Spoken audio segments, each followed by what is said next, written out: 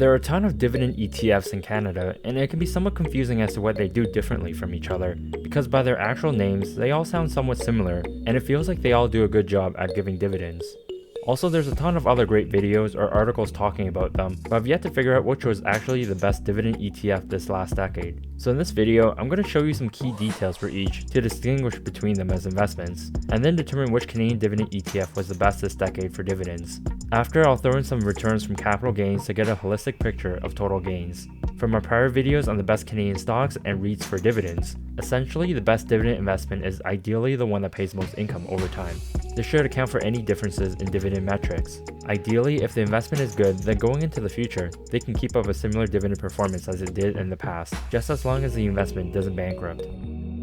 So the first Canadian dividend ETF is the Vanguard FTSE Canadian High Dividend Yield Index ETF. The ETF is characterized by stocks with higher than average dividend yields. The universe of stocks that it can invest in are basically Canadian companies without any limitation on the size of the actual company. But typically the companies that it invests in are larger companies. These are the top 10 holdings, representing almost 70% of the portfolio, and it includes names like Royal Bank, TD Bank, and Enbridge. When looking at the breakdown of the sectors that the ETF has exposure to, the top industries include financials, energy, materials, and telecommunications. Collectively, the top 4 sectors make up 95% of the portfolio, and financials make up 60% of it. A bit about the ETF.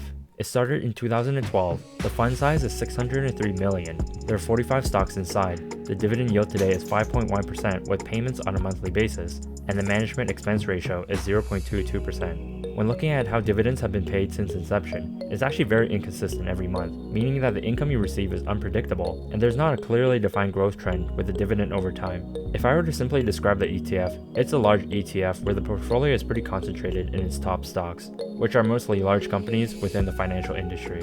The next ETF is the iShares Core MSCI Canadian Quality Dividend Index ETF. This ETF picks stocks based on a dividend filtering system. It selects stocks with a higher dividend yield that are evidently more sustainable and passes quality metrics like good profitability, low variance in annual profits, manageable debts, and recent price performance.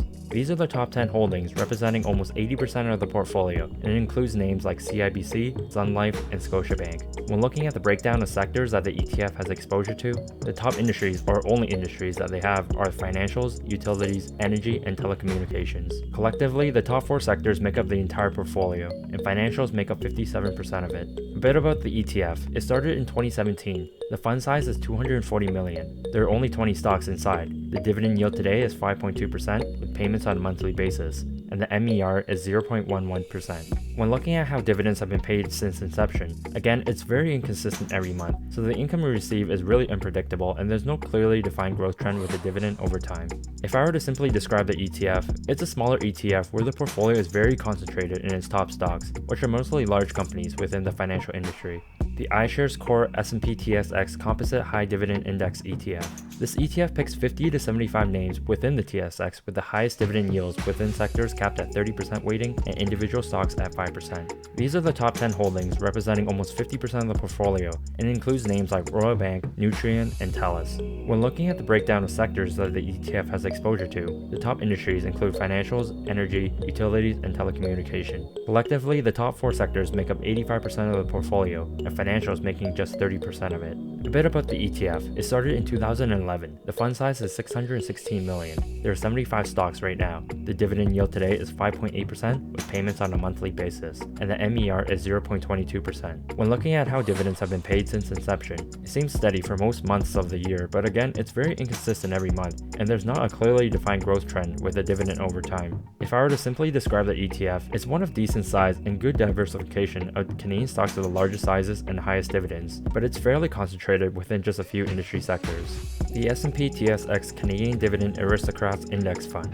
This ETF selects high-quality Canadian dividend-paying companies that have increased its dividends every year for at least 5 consecutive years. These are the top 10 holdings, representing almost 25% of the portfolio. It includes names like TransAlta Renewables, Northwest Company, or the owner of Giant Tiger discount stores, and Transcontinental, the packaging company.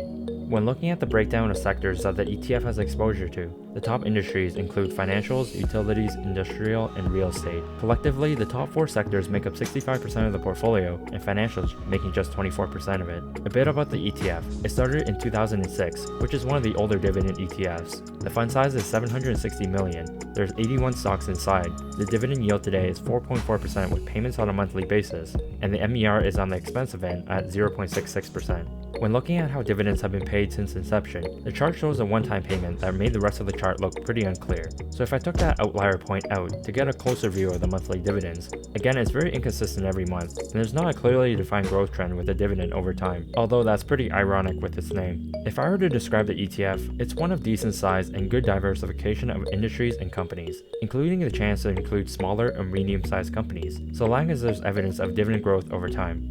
Horizon's Active Canadian Dividend ETF. The ETF actively invests in stocks of major North American companies with above average dividend yields. Although the ETF invests in companies within North America, it's currently 95% Canadian companies and 5% US. But that's not to say that many of the Canadian companies inside don't have operations in the US. These are the top 10 holdings representing 40% of the portfolio, and includes names like Enghouse, Constellation Software, Brookfield Infrastructure, and OpenText. When looking at the breakdown of sectors that the ETF has exposure to, the top industries include utilities, financials, industrials, and information technology. Collectively, the top 4 sectors make up 60% of the portfolio, and financials making just 24% of it. A bit about the ETF. It started in 2010. The fund size is really small at $67 million. There are 37 stocks inside. The dividend yield today is 3.9% with payments on a quarterly basis, and the MER is on the expensive end at 0.67%. When looking at how dividends have been paid since inception, it originally started with monthly dividends and then switched to quarterly payments during 2017. Dividends have been pretty inconsistent every payment, but it's been showing signs of growing over time. If I were to describe this dividend ETF, it's a really small one by size that's actively managed by fund managers, meaning that the holdings inside can change all the time when the fund management fees are higher. The companies and industries invested inside are well diversified, but I've noticed thus far have a tilt towards stocks that have a lot of exposure in the US. For instance, many of the tech, utilities, and financial companies inside, although based in Canada,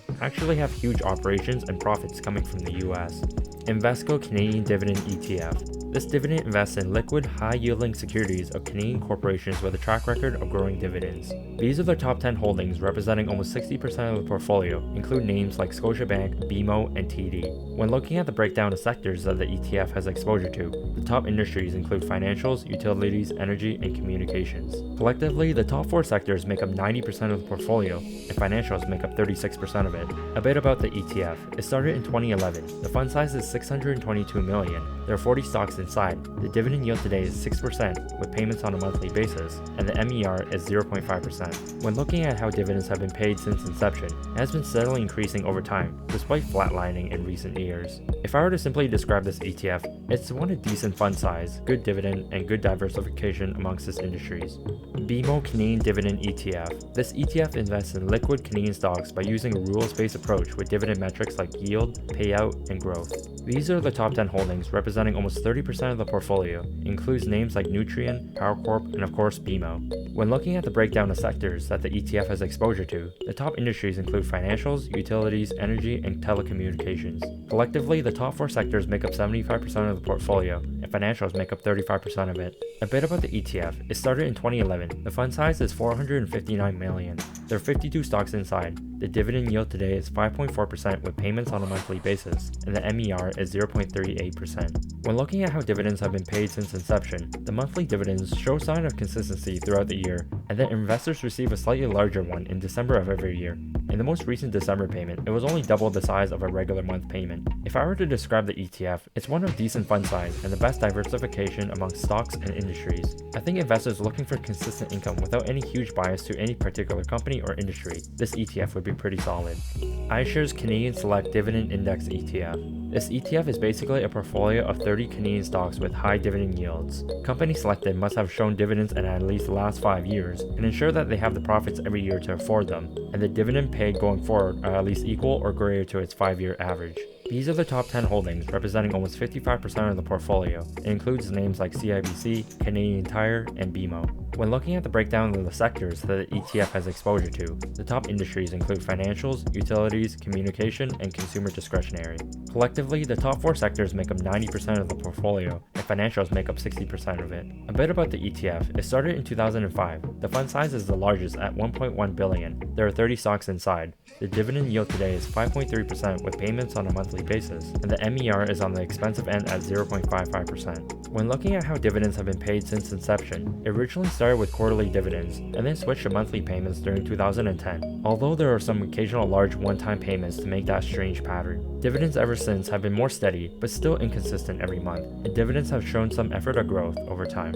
If I were to describe the ETF, it's an old ETF at a very large fund size, with a pretty concentrated portfolio in mostly large companies in the financial sector. For pure comparative purposes, I also wanted to quickly throw in a plain old TSX 60 ETF, which is represented by the iShares XIU. For those that don't know, the TSX 60 is basically 60 of Canada's largest companies and is typically used as a benchmark for how Canada is performing as a whole. As we noticed with many of these Canadian dividend ETFs, they're full of dividend companies anyways, financials in particular, and that's already the case with the TSX 60, so there's already a naturally strong dividend orientation here. These are the top 10 holdings, representing almost 53% of the portfolio, and includes names like Shopify, RBC, and TD. When looking at the breakdown of sectors that the ETF has exposure to, the top industries include financials, materials, industrials, and information technology. Collectively, the top 4 sectors make up almost 70% of the portfolio, and financials make up 32% of it. A bit about the ETF. It started in 1999. The fund size is the largest at $9.4 billion. There are 60 stocks inside. The dividend yield today is 3.2% with payments on a quarterly basis, and the MER is 0.18%. When looking at how dividends have been paid since inception, it has been consistently growing over time. So let's experiment and put all the ETFs together and just see how they compare against each other. Here's a table comparing all the Canadian dividend ETFs based on many of the key metrics that we talked about. I've set the TSX 60 or XIU as a row away from the dividend ETF group, since I've only put it there as a benchmark for performance. Of the dividend ETFs, the newest is XDIV, while the oldest is XDV, and the average is in 2010. The largest fund size is XDV, while the smallest is HAL, and the average is 550 million. The lowest MER is XDIV, the highest is HAL, and the average is 0.4%. The highest dividend yield is PDC, lowest is HAL, and average is 5%. The highest number of holdings is CDZ, lowest is XDIV, and the average is almost 50 stocks. When compared to the TSX 60, the average MER comes in much higher, but of course dividend yield is higher, and there is a greater concentration of stock weightings. When putting an industry breakdown of each ETF side by side for typically high income generating sectors, compared to the TSX 60, the average Canadian dividend ETF had more exposure to every one of these sectors, except for industrials. Depending on the individual ETF, some had more than double the industry weight exposure. All the ETFs had of course financials as the highest sector weighting, except for HAL, which had utilities as the heaviest. Interestingly, CDZ incorporated a larger exposure to real estate, whereas the rest of the ETFs didn't have as much. So let's put everything to a dividend return on investment. From that perspective, things became more interesting. Because so many of these ETFs have different inception dates, I tried to compare a dividend ROI based on a 3, 5, 7, and 10-year basis. The TSX 60 was never the best dividend investment in any of the durations. On a 3-year basis, which includes all the Canadian dividend ETFs for comparison, the best was XDI, while the worst was HAL. On a 5-year basis, which excludes one ETF, the best was still XDI, while the worst was still HAL. On a 7-year basis, where things are a little bit different, the best was CDZ and was closely followed by XDI, yet the worst was HAL. On a 10-year basis, where 5 out of the 8 ETFs were excluded, the best was CDZ and was closely followed by XDV. Here are all the numbers on an annual basis. Basically, the longer you hold on, the better the dividend ROI, so long as the ETF showed signs of dividend growth. I think XDI turned out to be the most competitive in terms of dividends, while CDZ was slow in shorter periods, but if given time to grow, then it comes back pretty quickly in performance. The other two, PDC and ZDV, were also pretty competitive. HAL was the worst out of the bunch. Now let's look at everything from a total ROI perspective. When adding in capital gains and putting everything based on total returns, things became very interesting. Previously, XDI I found was the most competitive from a pure dividend perspective, while HAL was the worst. But from a total return perspective, it was the reverse. Let me show you. On a 3-year basis, which includes all Canadian dividend ETFs, the best was actually HAL, while the worst was XDI. On a 5-year basis, which excludes one ETF, they were all pretty close to each other, but XDV was the best and the worst was CDZ. On a 7-year basis, the best was HAL and the worst was XDI. On a 10-year basis, cases where many ETFs were excluded, the remaining came out pretty similar. Here are all the numbers on an annual basis. HIL was in many cases the worst from a pure dividend perspective, but came out the best in total returns. XDIV was the best in terms of dividends, but came out the worst for total returns. For something that gives you a balance of good dividends and total gains, and if you're patient, then I think either CDZ or PDC would be ideal. If you want more dividends earlier, then PDC would have been better because of the higher dividend yield, but if you don't mind and can have dividends at a later stage, the CDZ would be better because they have better dividend growth.